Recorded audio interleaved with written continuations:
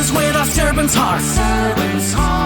Welcome to the podcast. Inspiration, motivation takes. Listen to the podcast. We're all about to talk about life. Our guests will share their life story. We want you to success in life and business. We're ready and we will start shortly. We're gonna talk about life. We're going to speak on business. You're gonna shine bright. We are going to witness. Business with a servant's heart. With hosts Steve Ramona and Ray. Inspiration, education talks. Listen to the podcast. Steve Ramona.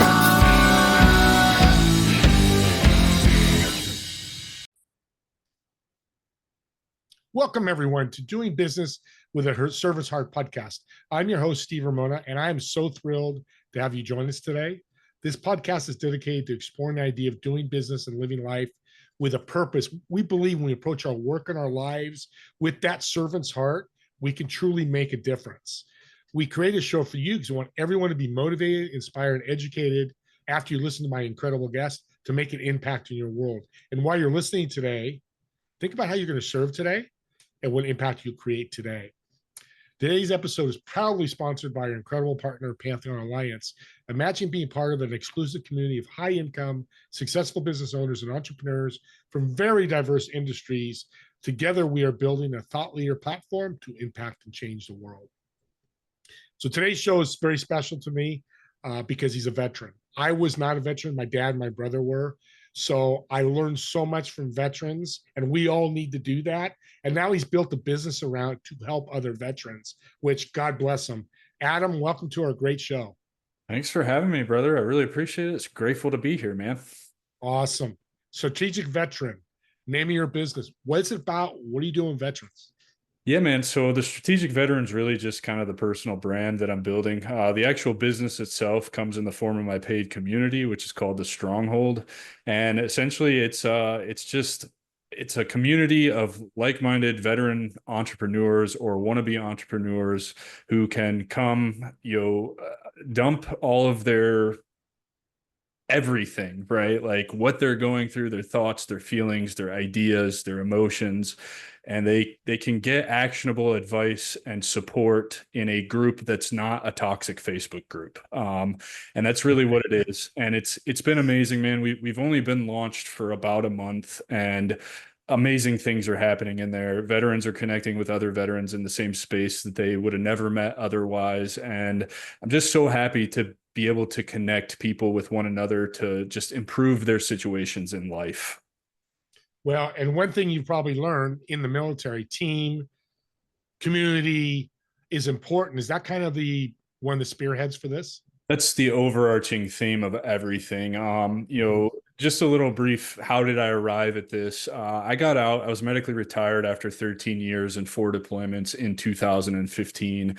And for the next 8.5 years, I would spend in what I call the transition hole, just this really dark, miserable place where you don't feel like you have an identity, a purpose, really a will to live. And I really kind of feel like that contributes a lot to the suicide epidemic that plagues our community. So, after some life-changing events happened to me, which I'm sure we'll talk about here in a little bit, I came to the realization that like I could be a leader in this space and just help those that are transitioning avoid the same mistakes that I made and give them actual real transition advice, not the joke of a transition program that most military organizations put on. Because if I'm being honest, they don't really care about you after you can't be a soldier, a sailor, a Marine, an airman.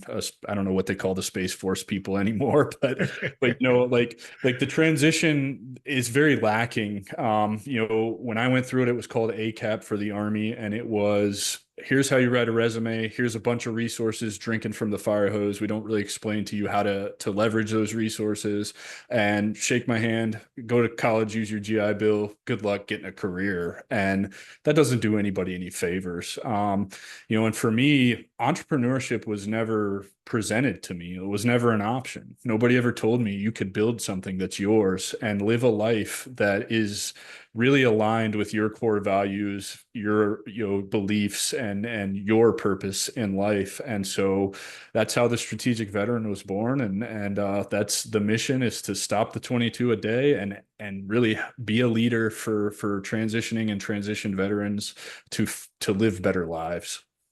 So you're feeling that great, it's not a good, that big gap of leaving the military and what do I do next? Yes, sir. That's the goal. Yep.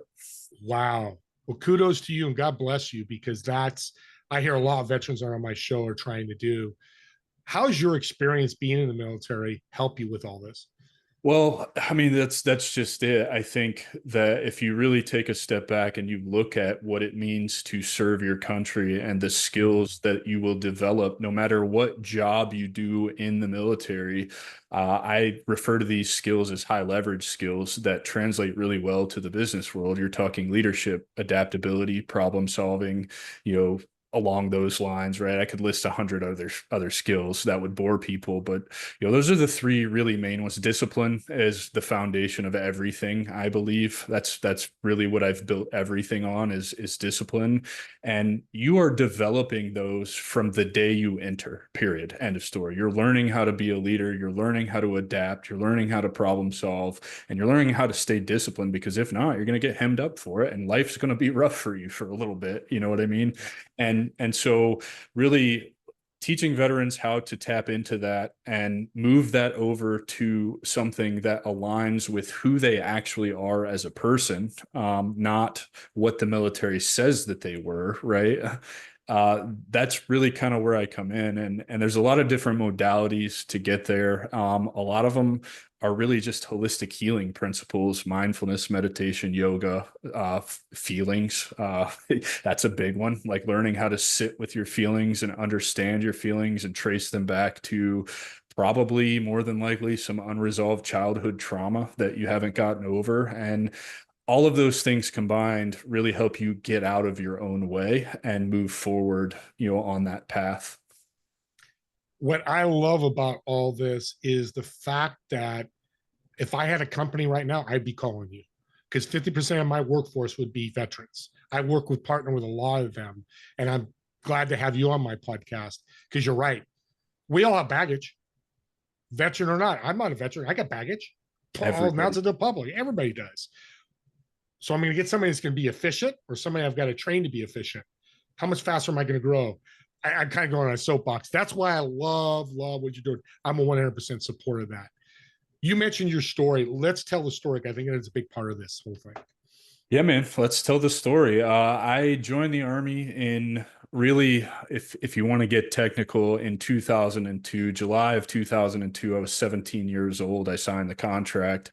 I spent a year on the delayed entry program, graduated high school. A month to the day later, I was at basic training at Fort Benning, Georgia. I think now it's called something else, Fort Moore. I don't know. It'll always be Benning to me.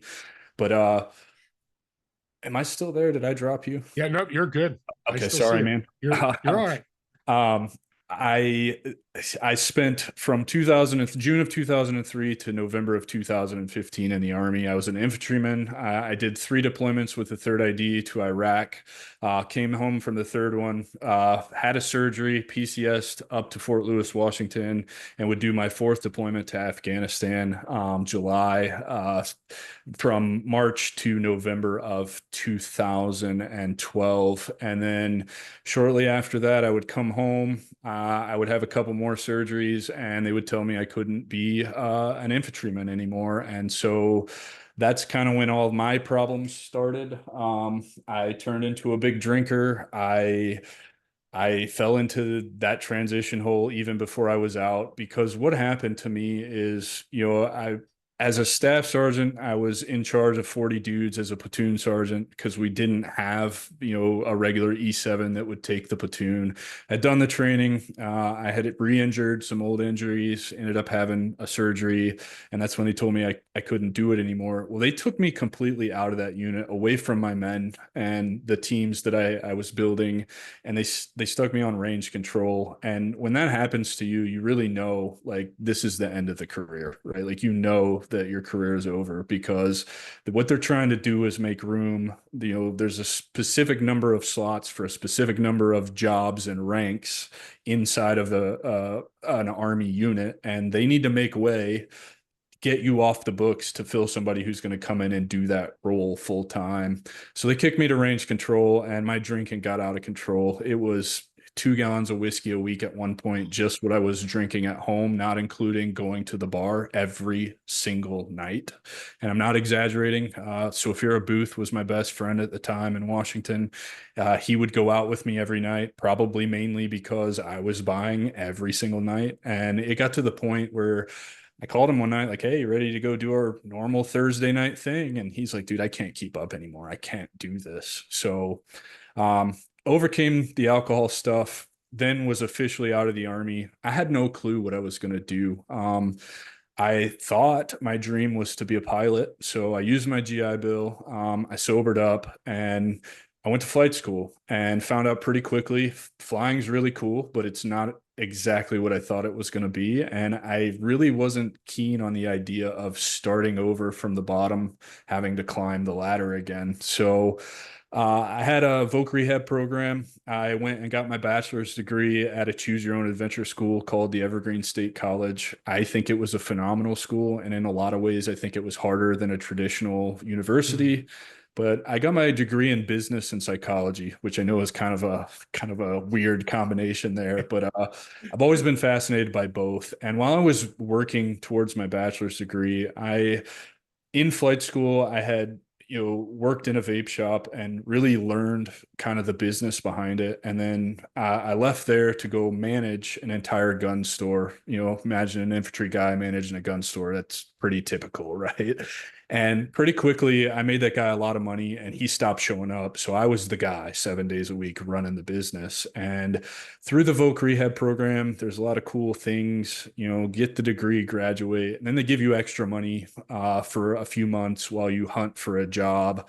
And I got hooked up in the insurance industry and I was like, this is a perfect opportunity for me to go out there and start my own business. But I didn't know anything about the insurance industry and how there's a very, very scummy, very, very terrible side to the insurance industry. So I moved from Washington State to South Carolina, and I was knocking doors selling final expense to the poorest 1/3 of Americans in rural Tennessee, Georgia, North Florida, some parts of Alabama, not often, but it was 2020 and 2021, and we're talking 60-year-old people without bank accounts. That's the kind of business I was trying to write. So pretty quickly got jaded with the insurance industry and just left altogether. Worked a couple of odd jobs, seasonal delivery driver for UPS, which was actually really good money, believe it or not. And just really kind of fell even further into that hole and really found myself 110 pounds overweight or more, lazy as all get out, telling myself the false narrative, like I'll do something, I'll be proactive, I'll work out on Monday, I'll start something or another on Monday. And pretty quickly decided I gave my wife the option. It was her turn to choose where we lived.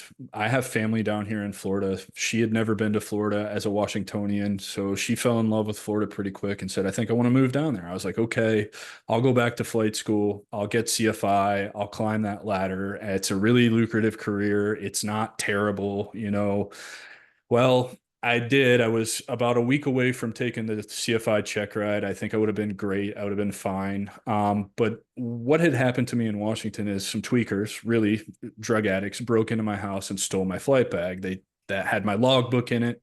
Well, in order to take the check ride, you need to make sure that the numbers from your last check ride plus the numbers that you have flown since then go on the form for the next check ride. And I had to call the FAA and they were like, yeah, it's not available on the website. You need to send a handwritten letter with $2 check and wait 6 to 8 months for us to mail you the numbers back. So I was, again, here's another low blow, right? Like can't get any traction. So I picked up a job in the sod farms here in Florida. And this honestly is probably one of the best things that could have ever happened to me at the time because I was pretty defeated. That job was paying me $1,000 a week if you would work from 7 to 3:30, 6 days a week. It wasn't hard work. I was no responsibility, uh, really no rules, just be on time and cut the grass the way they tell you to cut the grass. Like, it wasn't hard. And I got to listen to a lot of audiobooks and podcasts. And that's when my life really kind of my mental perception and kind of I really started to get out of the fixed mindset that I had been in and move into that growth mindset. And I found a show, you may or may not be familiar with it, but it's called the Sean Ryan Show. He's huge now. He's a Navy SEAL guy who was doing the deep dives with special operators and really talking about how they grew up, their childhoods, the childhood trauma that they faced, the war trauma that they faced, all the pitfalls of getting out when that career ends and dealing with those emotions and feelings. And he ended up going on a retreat with a veteran nonprofit that caters to special operation forces to do ibogaine and 5-MeO DMT. So I knew my whole life, because I watched so many of my buddies go to the VA to get mental health help, get put on 15 different pills, and turn into zombies, and it wasn't working. I knew that that was not a road I was going to go. I chose to just suffer as a stubborn man in silence, really, with no help, you know. And when I saw that episode of Sean sit down with his wife and talk about all the changes that the ibogaine and the 5-MeO DMT had brought about in his life, and it's weird, and I know it sounds weird to say, like, watching the video, because I do watch video podcasts on YouTube. It's primarily what I watch. I could see the physical changes. His skin was healthier. His eyes were wider and brighter colored, and just the way he talked, he wasn't dropping as many F-bombs, and he talked about overcoming alcohol and caffeine addictions, and his diet was better and having a sense of spirituality. And I was like, okay, I need to seek this out. I need to see this for myself. So I started looking for veteran charities that would take care of, you know, just conventional guys like me. And I was running out of luck, man. Most of the plant medicine retreats really do cater to the special operations forces. And I'm not saying that that's a bad thing. I'm just saying Hollywood has not really helped in that arena because they get all the glory. And I think oftentimes us conventional guys are forgotten about. So I did find one who reached out to me, Heroic Hearts Project. And last July, they sent me to Peru for a 7-day retreat, 3 ceremonies, and it changed my entire life. Everything changed. And since that July 7th of 2023, which is a really significant date, in that when I was in Afghanistan, that is the worst day of combat I ever experienced. We lost a lot of guys, had a lot of guys get hurt, and I carried that with me for a long time. It's kind of fitting how the universe put the ayahuasca retreat and the worst day of my life together. But since July 7th of 2023, I started the Strategic Veteran, the Stronghold. I am a recruiting director on the board of a nonprofit that I believe is going to change mental health care response for veterans and first responders first, and then other marginalized communities after we iron out all the bugs with that. I've had so many opportunities put in front of me, opportunities that I never would have thought possible. I've lost 100 pounds. My relationship with people, my wife, everything is just better. I have no fear of death anymore, in that, like, I used to get this nasty, terrible feeling in my stomach when I would think about death and its finality. And now I almost embrace it. I have a sense of spirituality that I've never had in my entire life. I don't know what that looks like yet. I'm not going to put a religion on it or anything like that, but I definitely believe in a higher power. I refer to it usually as the universe. And, you know, everything has just been better. I now know how to love and respect myself. I know how to have grace on myself and understand that we are not perfect beings. And I don't need to call myself a piece of crap because I can't get something done. You know, mindfulness, meditation, yoga, like those things are tools, breath work that I now can revert to when I'm having those issues, and when I start to spiral. Prime example, last night, there's some stuff going on in my life that stresses me out right now. Running a business and running a nonprofit, and all of that is stressful, and it got the better of me last night. But the difference this time is the anger that I outwardly displayed towards my wife and her feelings. 5 minutes later, I was able to sit with that, understand where that was coming from, and then go apologize to her and give her not just an apology, but this is why this happened, and I'm sorry that this happened, but I'm very aware of it now. I'm so self-aware of those emotions, and that's kind of the story, man. Here we are, August 28th of 2024, and I couldn't have imagined this stuff for myself a year ago.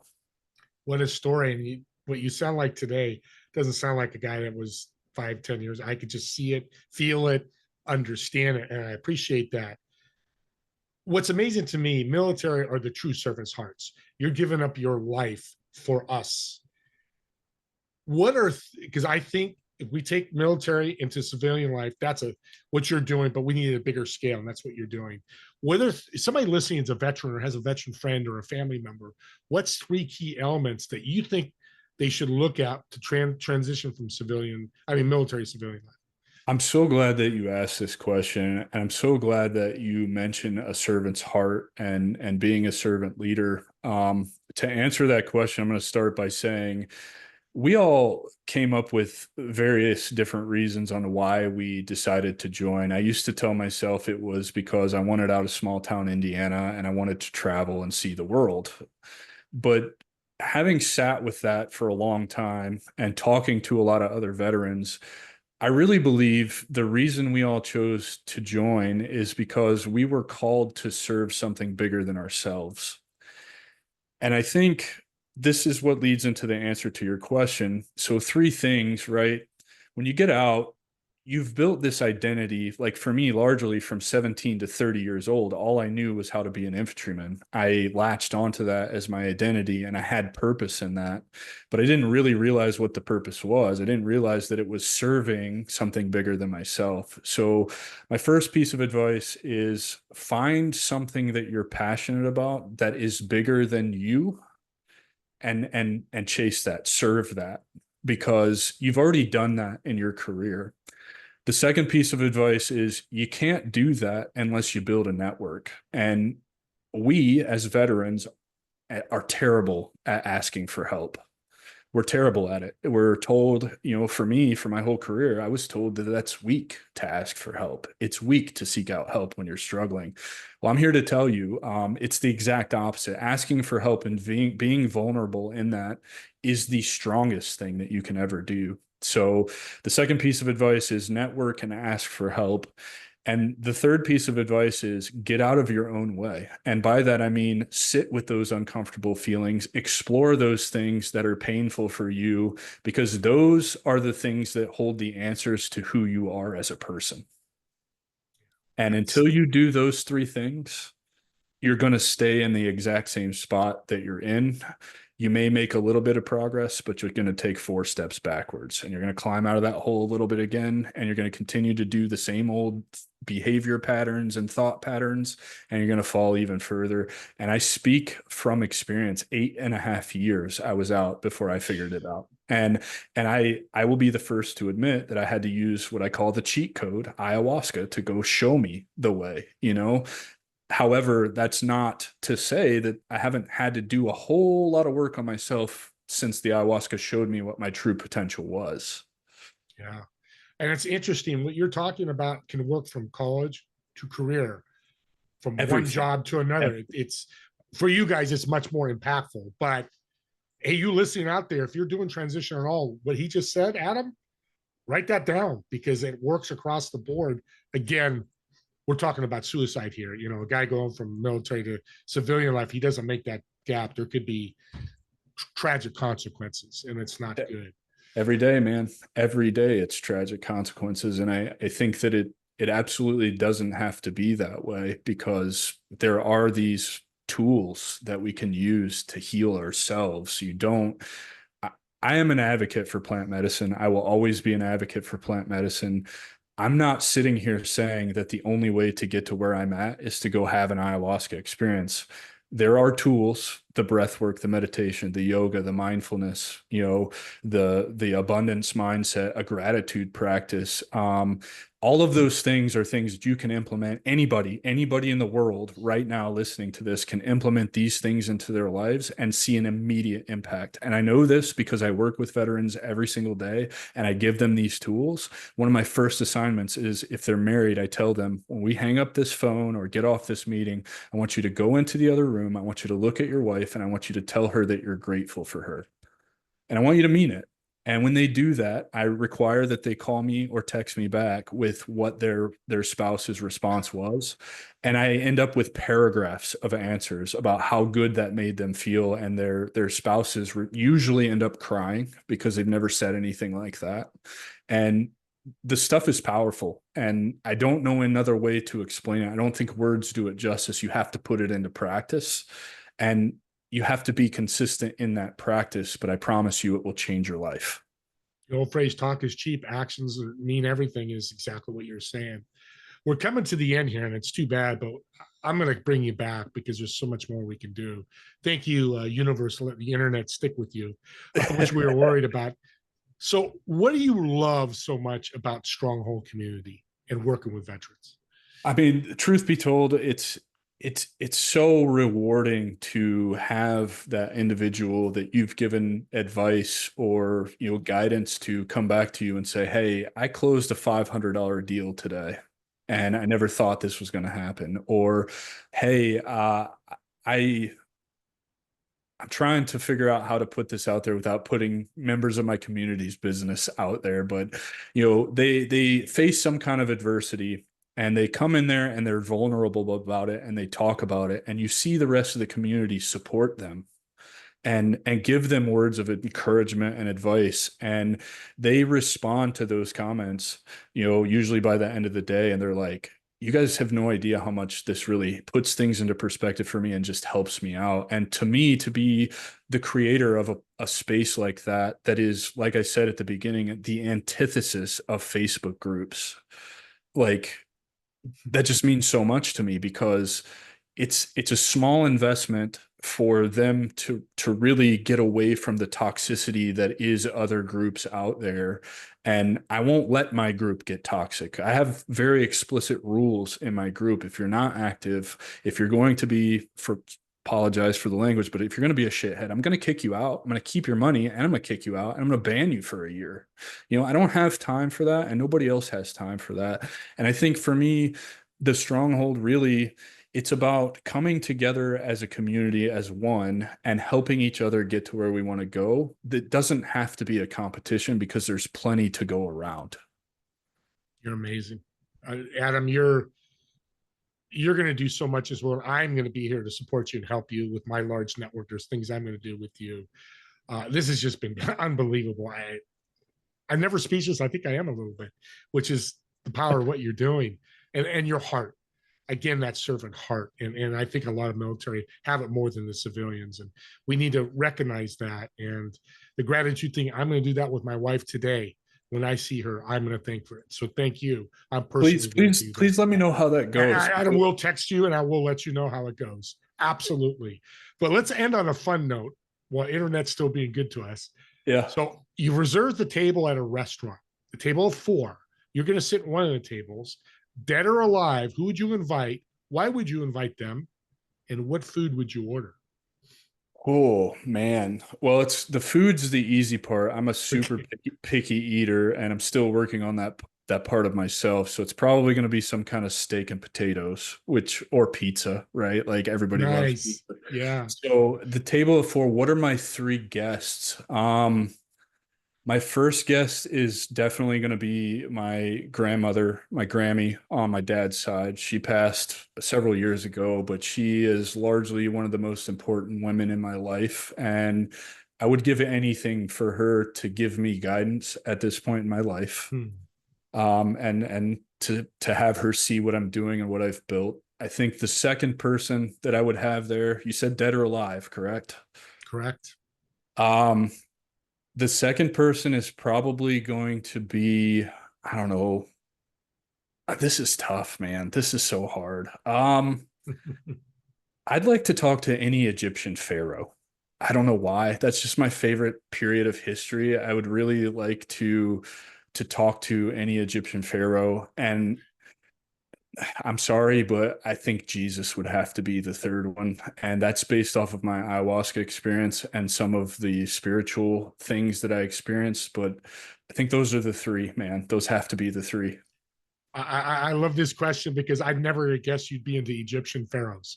Oh man, That is so beautiful. I love if you gave me a time machine, that's probably the first Where place. you go. Oh There yeah. you go. And we're going Egypt, like here we go. 5,000 years ago. We're going to the beginning of the Egyptian, Oh, dynasties. so fantastic. God bless you, man. Adam, like I said, you're doing great things. You're helping veterans. I'm going to support you. How can people support you, reach out to you, contact you? Yeah, the easiest way, man, the strategicveteran.com. It's got everything from my podcast to my newsletter to the Stronghold. It's got a page for the Stronghold, and then it's got a contact me form on there. If you don't want to go to my website, I do all of my building mostly on LinkedIn. So you can find me on LinkedIn, Adam Peters. You can't miss me. I got two little salute emojis next to my name. I kind of toot my own horn, sound a little egotistical, but I'm building a really cool following over there, and it's a lot of fun, man. It's a ton of fun to just get to help people every day.